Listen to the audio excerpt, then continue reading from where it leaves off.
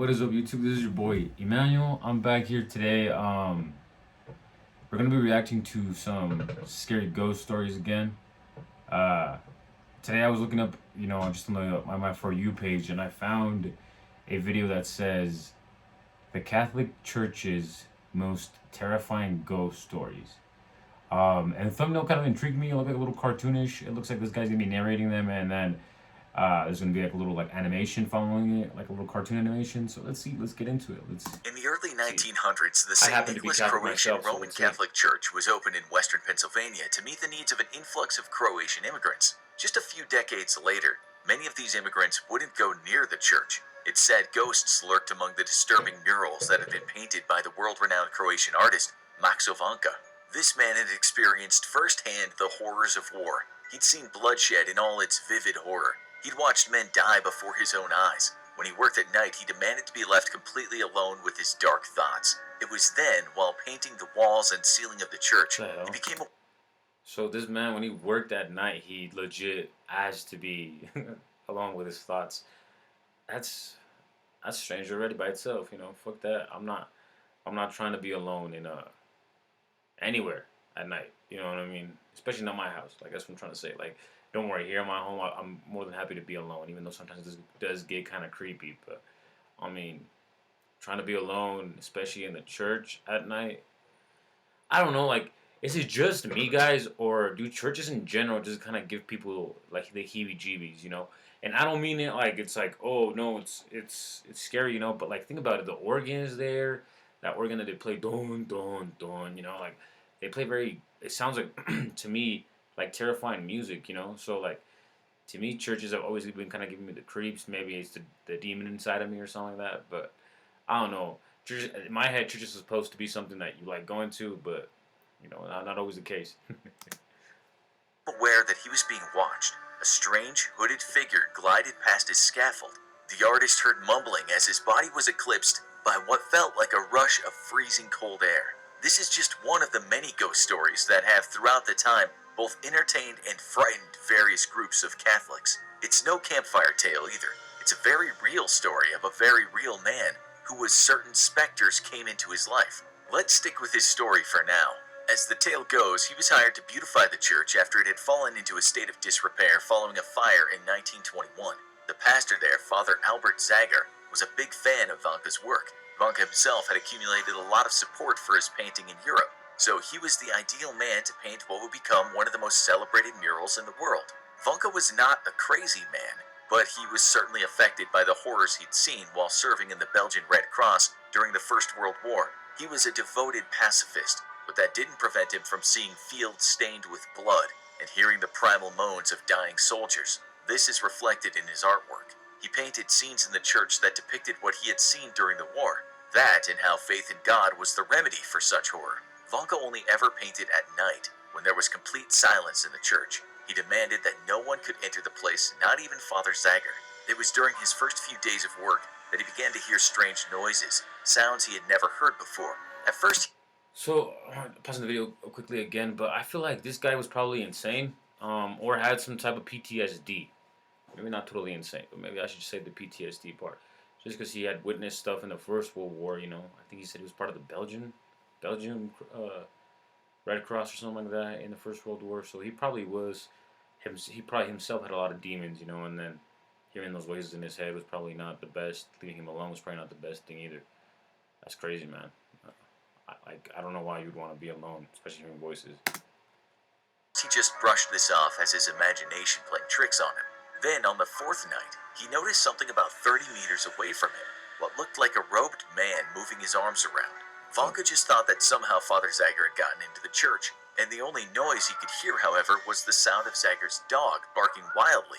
At around 2 in the morning, when Vanka quit work, he met the father for tea and snacks. "I saw you inside the church," said Vanka, trying not to sound as if he was censuring the father. Why were they having tea and snacks at 2 or 3 in the morning after he had just gone painting and the father was just chilling? What, was he just waiting for him? "I wasn't in the church," was the reply he heard. Crazy. Oh, we got some ads. Let's get this real quick.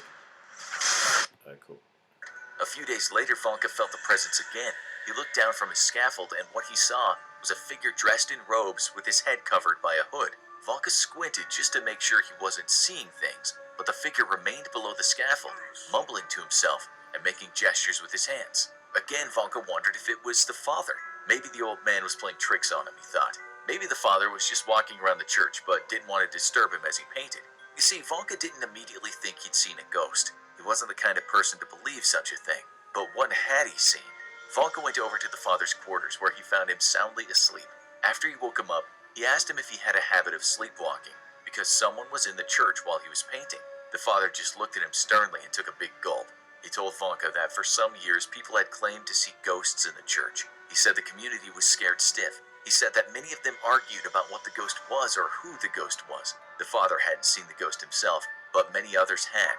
The only reason he didn't tell Vanka was that he didn't want to scare him. He said from now on he'd sit below the scaffold while Vanka worked. The next night, the two weren't exactly in the same state of mind. Vanka was still shaken by what he'd seen, but the father just made jokes about the mysterious specter. That smile was soon erased from his face when he heard the same strange sounds that Vanka was hearing, almost shaking. The father walked toward the noise and said loudly, "If you're a ghost, if you're a dead man, go with God. Peace to you. I'll pray for you. Only please don't bother us." At that very moment, Vanka looked over to the fourth pew. There he saw the robed man, only this time he could make the figure out better. He was old, very old, Looks like and the had Phantom an of the angular Opera. face. Then just like that, he disappeared. The father hadn't seen him, but he'd heard something spooky. He wasn't quite sure if he believed Vanka about the figure, though. It was perhaps the skepticism that caused something to happen that would change the father's life forever. Later that night, as he was sleeping, he was awakened by strange noises seemingly pervading his bedroom. He felt a cold shudder down his back. He felt a presence. Again, the father told the ghost that he would pray for him, that God was with him, but please could he have the church. A few nights passed and the noises came back. The ghost was obviously not agreeable to the father's entreaties. When he walked over to the church to tell Vanka about what he'd heard, he got another surprise. This time, the ghost walked down the altar and over to the eternal flame, the flame that had been lit for 8 years and had not gone out once. But as soon as the ghost reached it, it flickered and died. The father was no longer a skeptic, and so much for eternal. Vanka kept up with the work, but always with the sense that something evil was in the church with him. The noises and the apparitions became so regular that he Why did started to this man stuff bits of cotton in his ears. continue To prevent him from seeing the ghost out the corner of his working? eyes, he made blinders with old newspapers. Word got around about what the artist was seeing.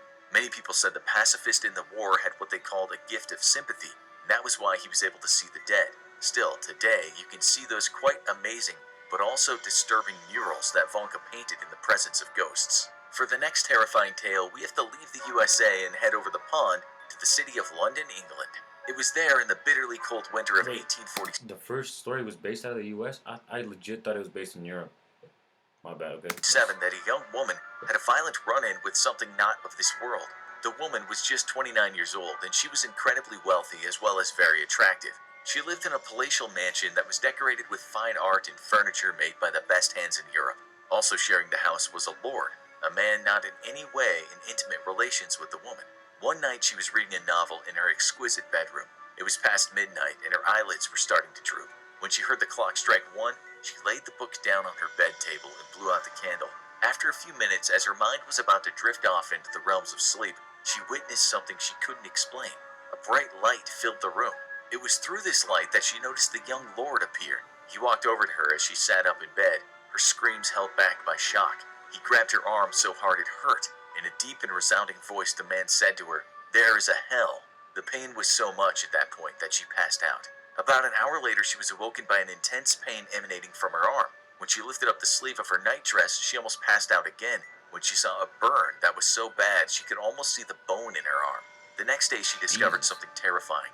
The previous night, at the same time she had been attacked, the Lord had become delirious, having what looked like a seizure. The servants did their best to help him, but he died just after the clock struck 1. We don't know the name of the woman's family, but we know that they were very religious people. The woman, it said for years, wore a golden band over that burn mark, but the family hardly ever talked about the incident again. That's Now crazy. let's return to stories with names and places. The location of the next tale is La Roche College in Allegheny County. But before we continue with that one was crazy. The fact that it almost seemed like the demon possessed the Lord or whatever and made him do what he did to that one girl with that whole burn and stuff like that. I think it actually was on this arm. She see her bone. That's what they were saying. So that's crazy. And then the guy had a seizure and died almost at the same time that happened. At least that's crazy, man. It was a demon. Pennsylvania. This place was built in the 1960s for the Sisters of Divine Providence. It was there where the nuns studied, some of whom would see phantoms in their midst. One of the nuns at the college was blind, but she knew the layout of the land very well, and so wasn't frightened to wander around. She was well aware that there was a Blind Nun out there, pond come not on. far from the main building, and since she was blind and couldn't swim, she made sure to never stray from the path when in the vicinity of the pond. But as you all know, sometimes fate has an ugly way of expressing itself, even when it comes to a disabled person who's devoted her life to serving God Almighty. One day, as she walked down that familiar path, something caused her to slip. She fell sideways into the pond. While it wasn't that deep, she may have gotten caught in the vines and mud, because the next time she was seen was a few hours later, when her pale body was pulled out to the distress of the other nuns. Bro, For like, decades after, people who she's studied blind, at the but why college are you guys claimed letting to her have go seen out the by herself? apparition of the sister taking that fateful walk. In fact, so many people said they had seen the ghost that in 1996 the college newspaper decided it was time to look into the matter. Not only did some people not believe in the sightings, but many folks thought the whole blind nun story was fiction. It wasn't. It turned out that on March 22nd, 1949, a blind nun named Sister Mercedes Michelle had indeed gone out for her daily walk. It was just after 10 a.m. when the other nuns realized that she hadn't appeared that morning to start her lunch duties, something she never failed to do. They soon heard the news. A guy driving past the pond had seen a body. It was Sister Michelle. As the story goes, for a few days prior to her fall, she had been incredibly anxious about something, although she wouldn't tell the other nuns what was on her mind. What was also strange, given her young age, was that the pathologist said the reason she hadn't been able to get out of the pond was the fact that she had a heart attack. To this day, people still occasionally see her walking along that path, only to fall into that murky water again. Now let's go back in time and look at a place that was... Whoa, people are falling into this pond, so, yo, the nun is dragging them inside. That's all I can think about, to be honest. No, I'm playing. That's crazy though. I don't understand why they had a blind nun, like walking by herself. I don't know what time it was. Maybe she didn't have a walking stick at the time. I think it was probably before maybe the walking sticks were implemented. But that's crazy, man. That's sad. Once called the most haunted house in England. This wasn't just any ordinary house. It was a rectory, a place where the holy person dwelled when he wasn't in the church. In 1862, that person was Reverend... A rectory? Is that what it's called? The houses of the what they call priests? I'm just a blank right there. Is that what it's called? A rectory? Rectory or directory? I don't know what he said, but Henry Dawson Rectory. Ellis Bull. He was Yeah. the Reverend of Borley Church in the south of England, so his house was Borley Rectory. What's interesting is the church goes way back. Okay. Some people say it was built on top of a monastery that dated back to 1362. This place had a very dark Very past nice. indeed, according to Borley lore.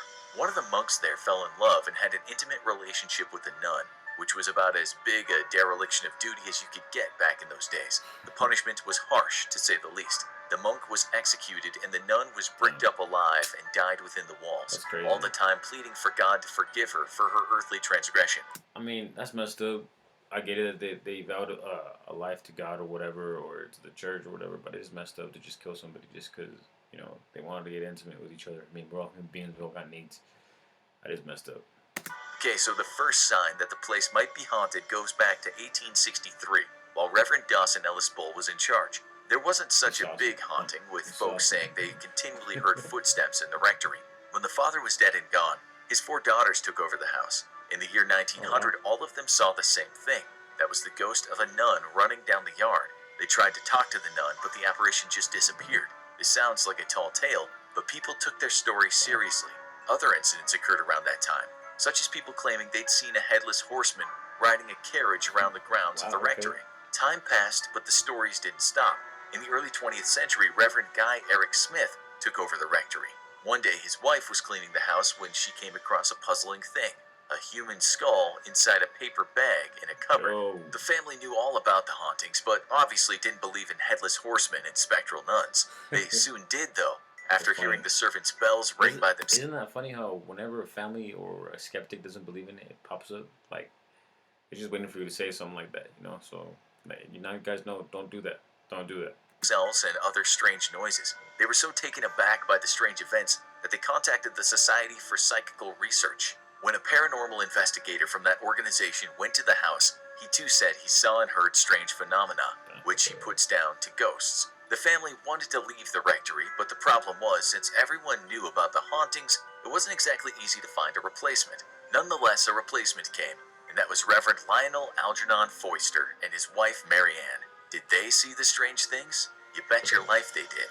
The Reverend, like the family before him, wrote to the Society for Psychical Research. He said servants' bells kept going off by themselves. He said windows would suddenly shatter into small pieces. Worse still, sometimes objects would fly through the air and writing would just appear out of nowhere on the walls. One of the most frightening incidents was when his young daughter went into a room and the door just locked behind her, even though she couldn't have locked the door herself. Yo, talking about that, like that reminded me of one time, an instance at my old place that I used to live at. I was living with my mom and a little cousin at the time, and my little cousin, we came back from something. I don't know, it was like a family event or something like that.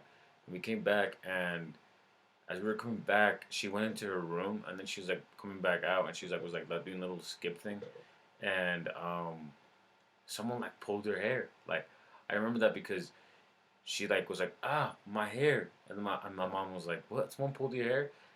And I remember I was like, oh, she probably just got caught like on the door or something like that. Mom was like, no, I saw like something pulled her hair. I just say I couldn't sleep in that room ever since. Like something just kept me up at Marianne night. said she was once thrown from her bed. It wasn't a good scene at all. But the final straw was when the young girl seemed to have been possessed by what the Reverend called something horrible. Being Catholic and familiar with the art of exorcism, he went to work on his demon-addled daughter. It was reported that during the exorcism he was injured quite badly when a fairly large stone just smacked him on the shoulder. Psychic researchers went to investigate and didn't deny that weird things had gone down and were going down when they were there, but some of them believed they were caused by Marianne. On the 25th of May 1937, after the family had moved out, an ad appeared in a leading English newspaper. It was asking for volunteers who might go and live at the house and write down what they saw. 48 people were hired for the job. One of them was Helen Glanville, who was the mother of one of the volunteers. She threw a seance at the house, which was the historic equivalent of having a Zoom meeting with ghosts. You might laugh, but plenty of people in the world today claim they can contact ghosts this way. What Miss Glanville discovered is that a French nun named Marie Laire had lived close to the rectory in the 17th century. The ghost of the nun told the medium that she'd been murdered there and thrown into a well. All of that writing on the wall over the years had been her. It seems she'd been asking for help. One time she wrote, "Marianne, please help me get out." Okay, so did all this happen, or were there just a bunch of crazy people living in that house? The answer for many investigators was that the ghostly things happening was the work of the families and occasionally some sketchy researchers. But even to this day, there are people that think that place was haunted. Now you need to watch new video evidence that proves ghosts are real, or have a look at most terrifying ghost stories. One of the great... I think another video is automatically playing, guys, but that's crazy. Those stories were, maybe they weren't as scary just because they were a little bit animated, and I think that kind of helps you, kind of cope with the fact that, like, it's the church and there's some scary stories, but they were scary. But I'm going to say, it's all hearsay, too. A lot of people will, almost, like, glamorize that kind of stuff, I would say, and then it's all from, like, who she said, he said, you can only take it with a grain of salt.